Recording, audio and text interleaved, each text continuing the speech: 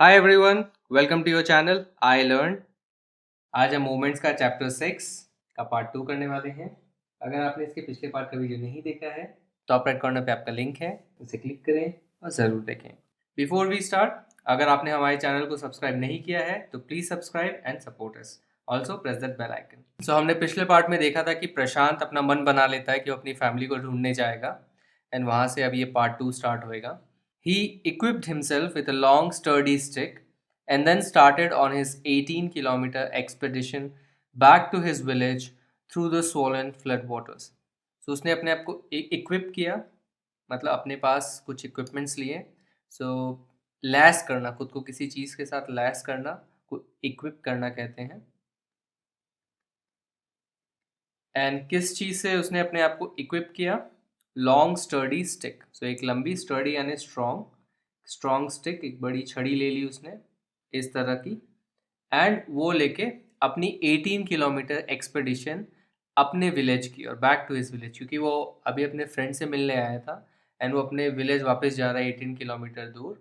और इस जर्नी को एक्सपेडिशन कहा गया है। सो एक्सपेडिशन का मीनिंग क्या है? एक्सपेडिशन का मीनिंग है a journey undertaken with a purpose. So एक मकसद के साथ अगर आप किसी जर्नी पे जाते हैं, एंड नॉर्मली ये थोड़ी सी एडवेंचरस जर्नी के लिए आप ये वर्ड यूज़ करते हैं एक्सपेडिशन, एंड काइंड ऑफ ये एक्सप्लोरेटिव होती है जहाँ आप थोड़े सा एक्सप्लोरेशन भी करते हैं, एंड आपको पता नहीं एंड में क्या होगा, तो उस तरह की जर्नी को एक्सपेडिशन कहा जाता है। सो ऑब्वियसली ये एक्सपेडिशन पे इसलिए जा रहा है बिकॉज उसको पता नहीं उसकी फैमिली कैसी है, और प्लस ये थोड़ा एडवेंचरस जर्नी भी है बिकॉज चारों तरफ फ्लड आई हुई है। एंड यहाँ पे लिखा भी गया है कि he is going through swollen flood water. So swollen का मतलब है ओवरफ्लोइंग, बहुत ज़्यादा पानी है वहाँ पे, सो उसको स्वॉलन कहते हैं। स्वॉलन का मतलब सूजना भी होता है, बट यहाँ पे इसका अदर मीनिंग है, that is overflowing. Flood waters, बाढ़ का पानी। It was a journey he would never forget. He constantly had to use his stick to locate the road, to determine where the water was most shallow. ये ऐसी journey थी वो जो कभी भूल नहीं सकता। उसे कॉन्स्टेंटली अपना स्टिक यूज़ करना पड़ रहा था ताकि वो रोड को लोकेट कर सके, एंड ये डिटरमाइन कर सके, ये पता कर सके कि वाटर कहाँ सबसे ज़्यादा शैलो है। शैलो यानी कम गहरा या उथला जिसे हम कहते हैं। इस तरह के चलने को, सो नॉर्मली जब आप इस तरह से चलते हो पानी के थ्रू, जब नॉर्मली नी से ऊपर पानी है या वेस्ट तक पानी है जिस तरह से ये प्रशांत चल रहा है, तो उस तरह के मूवमेंट को वेडिंग कहते हैं। वेट करना, बिकॉज इस ये नॉर्मल चलना नहीं होता है, आपको पूरा प्रेशर लगाना पड़ता है, आपके हर कदम पे हर पाँव पे पूरा पानी का एक रेजिस्टेंस आता है। आप कभी स्विमिंग पूल पे या नदी किनारे कभी चले होंगे या किसी तालाब में चले होंगे तो आपको ये पता होगा कि कितना मेहनत लगता है इसमें। एंड वो क्या कर रहा था, वो स्टिक का इस्तेमाल कर रहा था देखने के लिए कि कहाँ पानी कम गहरा है। सो फॉर एग्जांपल अगर मान लीजिए आजू बाजू नाला हो तो नाले में ना गिरे, और एक अच्छे ऊंचे ऐसी जगह से चलता जाए जहाँ पे पानी और ज़्यादा गहरा ना हो जाए। At places it was waist deep and progress was slow. And कुछ जगह पे पानी जो है वेस्ट डीप था, मतलब कमर तक गहरा था, और प्रोग्रेस स्लो थी। सो किस चीज़ की प्रोग्रेस की बात हो रही है? उसकी जर्नी की। सो वो धीरे धीरे चल रहा था, एंड डेफिनेटली बिकॉज जितना ज़्यादा गहरा पानी होगा उतना मुश्किल होगा आपके लिए चलना। At several points, he lost the road and had to swim. After some distance, he was relieved to find two friends of his uncle who were also returning to their village. They decided to move ahead together. And काफ़ी जगहों पर, at several points यानी बहुत सारी जगहों पर, he lost the road, उसने रास्ता खो दिया, एंड उसे स्विम करना पड़ा, मतलब पानी इतना ज़्यादा गहरा हो गया या ऐसी जगह आ गई जहाँ पे रोड बिल्कुल भी नहीं है, तो उसे स्विम करना पड़ा, उसे तैरना पड़ा। एंड कुछ डिस्टेंस के बाद, कुछ दूरी के बाद वो रिलीव हो गया। क्यों रिलीव हुआ? क्योंकि उसे दो दोस्त मिले अपने अंकल के, जो उसके ही गांव में रिटर्न हो रहे थे, तो उनको ये दोनों मिलते हैं, तो अब वो साथ में डिसाइड करते हैं कि वो गांव की ओर जाएंगे। So they decided to move ahead together. As they waded through the waters, the scenes they witnessed grew more and more macabre. They had to push away many human bodies, men, women, children, and carcasses of dogs, goats, and cattle that the current swept against them as they moved ahead. सो वो जैसे ही पानी के through wait कर रहे थे, मैंने आपको बताया वेट करना क्या होता है। सो पानी के थ्रू जब एफर्ट डाल के चलते हैं तो उसको वेडिंग कहते हैं। तो जो सीन उन्होंने विटनेस किया, जो सीन उन्होंने देखा, विटनेस करना यानी जो देखा उन्होंने, वो बहुत ही ज़्यादा मैकैब्र होता गया। सो मैकैब्र का मतलब क्या होता है? डिस्टर्बिंग। तो डिस्टर्बिंग और भी ज़्यादा डिस्टर्बिंग होता गया। एंड किस तरह से वो डिस्टर्बिंग हो रहा था उसको डिस्क्राइब किया है। They had to push away many human bodies.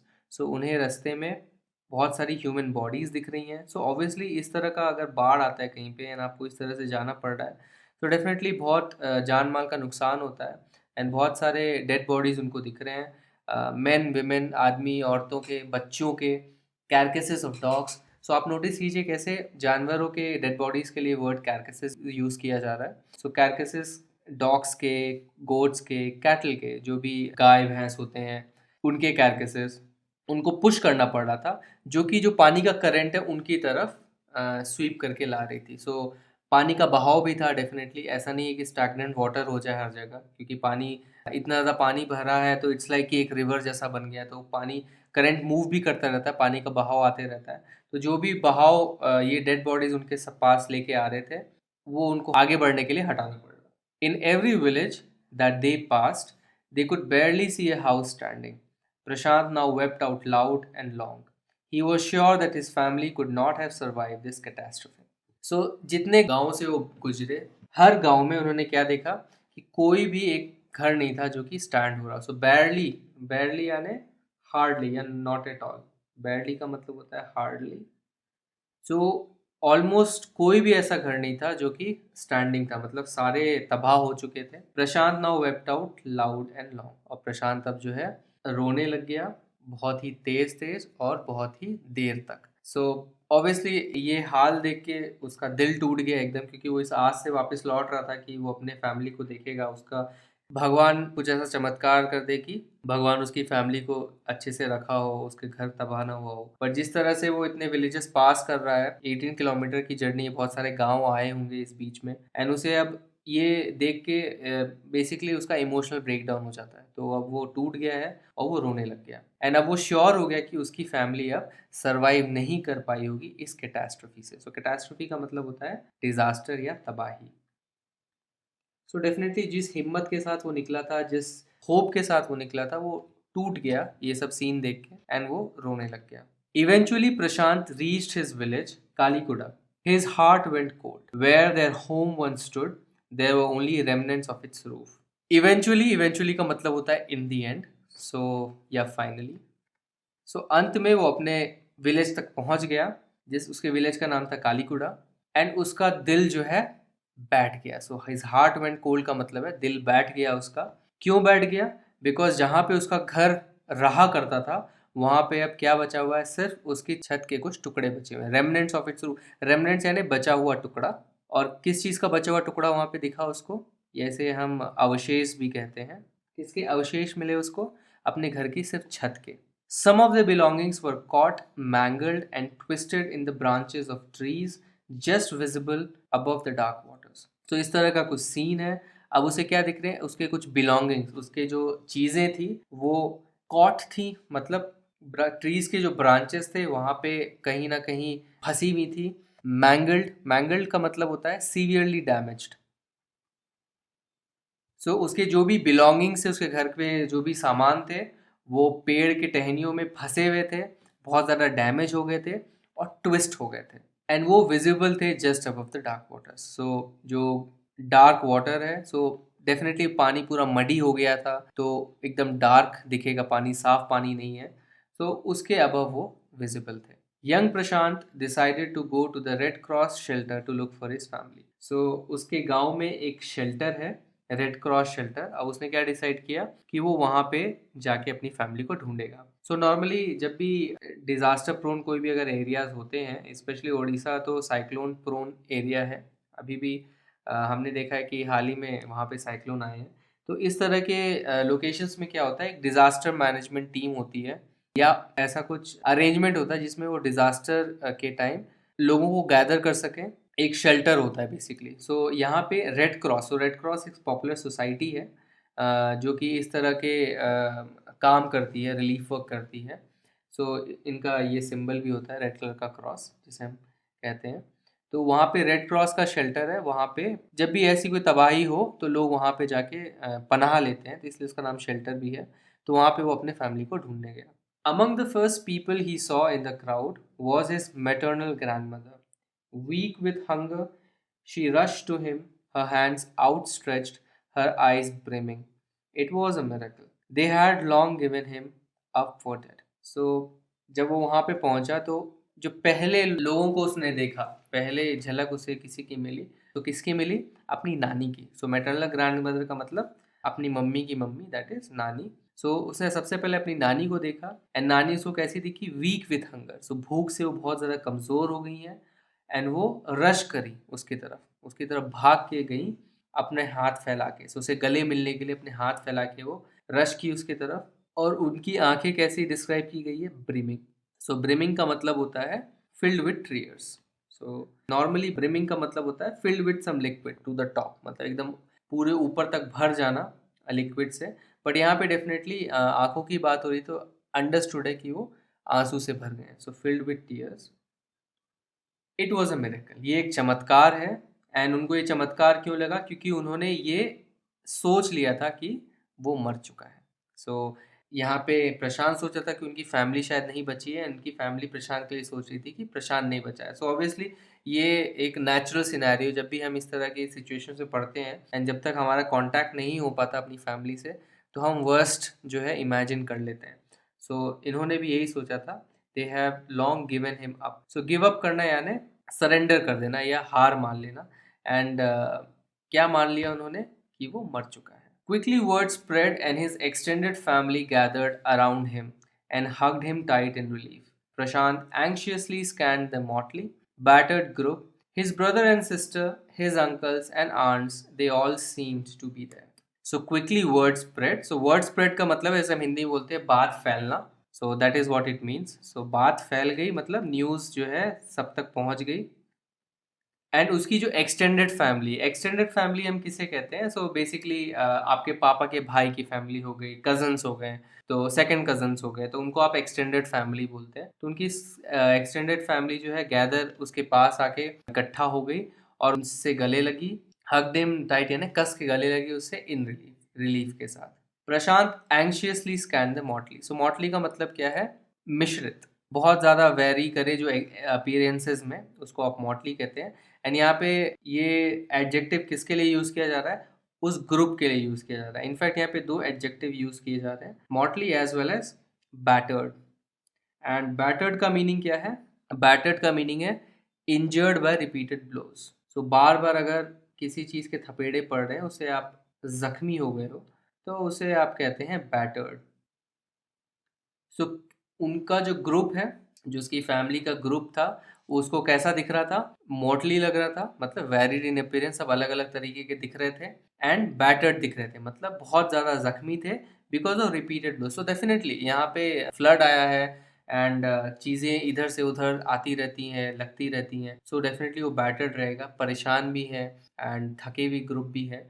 सो इसलिए इन एडजेक्टिव्स का यहाँ पे यूज़ किया गया है। और प्रशांत जो है एंशियसली उन्हें स्कैन करा था। सो एंशियसली मतलब घबरा के, चिंतित होके, चिंता में। और स्कैन करना यानी केयरफुली देखना। So look carefully. His brother and sister, his uncles and aunts, they all seem to be there. So उसके भाई बहन, उसके अंकल आंटी और सब लोग जो वहाँ पे थे। सो बेसिकली वो यही देखना चाह रहा था कि सब लोग सही सलामत है कि नहीं, और उसे क्या दिखा? कि सब लोग सही सलामत थे। By the next morning, as he took in the desperate situation in the shelter, he decided to get a grip over himself. He sensed a deathly grief settling upon the 2500 strong crowd in the shelter. So, अगली सुबह, as he took in. So, take in का मतलब होता है absorb करना, you know. So, I'm trying to take in this situation. ये एक तरह का usage है.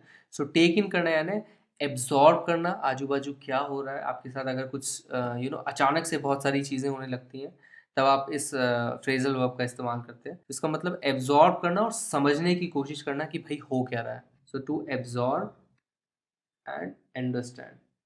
सो वो किस चीज़ को टेक इन करने की कोशिश कर रहा है? इस डेस्परेट सिचुएशन को। सो डेस्परेट क्यों है? बिकॉज सबकी हालत बहुत ज़्यादा ख़राब हो गई है, और इस पूरी सिचुएशन को कि अब क्या किया जाए। अब तो फ्लड आ चुका है, ठीक है हम बच गए हैं, लेकिन अब क्या? तो एक डेस्परेट सिचुएशन है एंड इसको एब्जॉर्ब करने की कोशिश कर रहा है एंड फाइनली अब वो क्या डिसाइड करता है? To get a grip over himself. So get a grip over oneself एक बहुत ही पॉपुलर फ्रेज है जिसका मतलब होता है खुद को संभालना।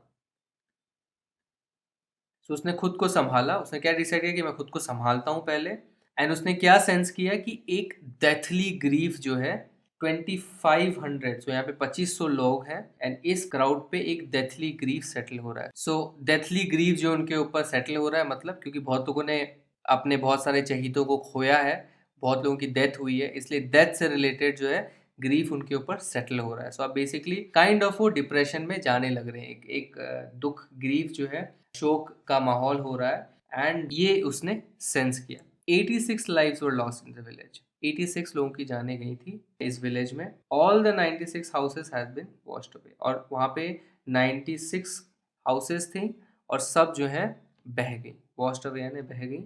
It was the 4th day at the shelter. So far they had survived on green coconuts, but they were too few to go around such a tumult of people. So ये उनका चौथा दिन था शेल्टर में and अब तक वो किस पे सरवाइव कर रहे थे? ग्रीन कोकोनट्स पे। तो जो टेंडर कोकोनट जिन्हें हम कहते हैं उस पे वो सरवाइव कर रहे थे, बट अब वो भी कम पड़ रहे थे। It were too few to go around, मतलब बहुत ज़्यादा कम थे वो सप्लाई में for such a big crowd. So tumult का मतलब क्या है? Uproar of a disorderly crowd.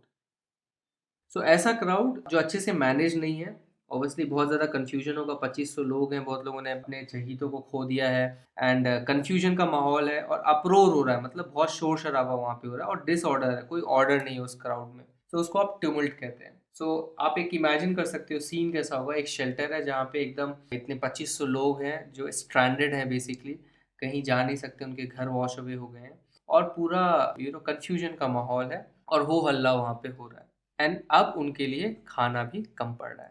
Thanks for watching this video. अगर ये वीडियो आपको पसंद आया तो इस वीडियो को एक लाइक दीजिए, अपने comments and feedbacks comment section में लिखिए और हमारे चैनल को सब्सक्राइब कीजिए। आप हमारे चैनल को सब्सक्राइब इस गोल लोगो पे क्लिक करके सब्सक्राइब बटन दबा के कर सकते हैं। इस बेल आइकन को भी प्रेस करना ना भूलें ताकि हमारे सारे वीडियोस की नोटिफिकेशन अब तक जल्द से जल्द पहुंचे। इस चैप्टर के अगले पार्ट के लिए स्टे ट्यून्ड। Bye bye.